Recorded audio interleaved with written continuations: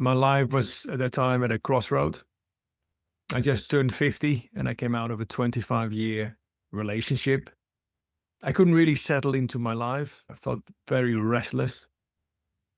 Self-diagnosed me with ADHD. I felt stuck. I found it very hard to know what I needed to do. I was stuck in my head. I felt clouded. So yeah, shortly after that, I stripped down to the very basics. I went into a nature retreat, started in the woods with Spinoza, which is a psilocybin retreat in the Netherlands, with the intention for deep healing, to reduce certain fixed patterns in my brain. And I think it kind of worked. Because obviously the science behind psilocybin is that it increases the level of neuroplasticity to make space for new patterns and new sort of directions in life. I continued with the Wim Hof retreats shortly after for a reset of the autonomic nervous system. I continued taking daily ice bath now up until today, followed by the breathworks, deep breathworks from Wim Hof. So that really helps me to stay grounded, but also stay focused. By surrendering to the cold on a daily basis, my mental resilience went through the roof. I felt calm, clear, focused. I felt strong, resilient. I remember it very well the first few times, especially in the beginning, the impact is greater. Now it's kind of normal for me, shall we say, but my resilience is still very high. And the underlying science, the chemistry, is supporting my feeling. I mean, if you look at the adrenaline that goes up, which basically boosts focus and alertness, the fight or flight mode. Dopamine goes up, which improves, mood, motivation. So I felt good. I felt great. I always said I feel good. I feel strong. And so that's obviously dopamine talking as well there.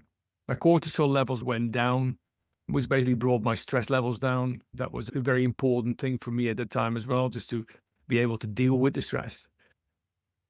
And I could go on. I mean, my immune system went through the roof, inflammation reduced overnight. I think it proven to me that it did a lot of good, mentally and physically. I mean, predominantly for me, it was the mental resilience. That was an important part. And I think 80% of the ice bath was that mental resilience. I continued with contrast therapy, which is basically you alternate between hot and cold very quickly.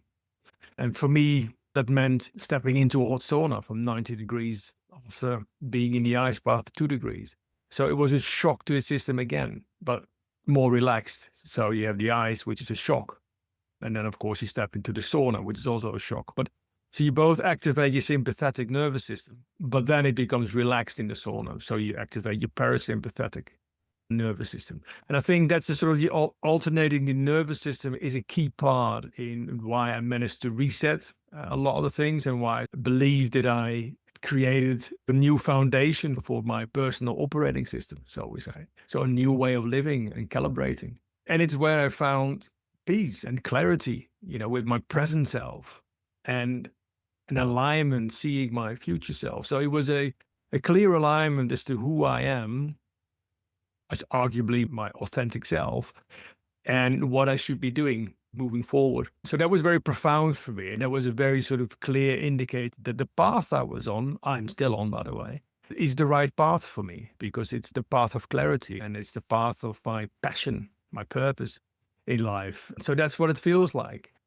And that kind of brings me into, what I started with the podcast, the Morphosis, which is all about the formation, the transformation. It's about evolving in life. And however we do it, it's important to realize that you need to have faith in yourself in the process. So yeah, I've got two passions, wellness and AI.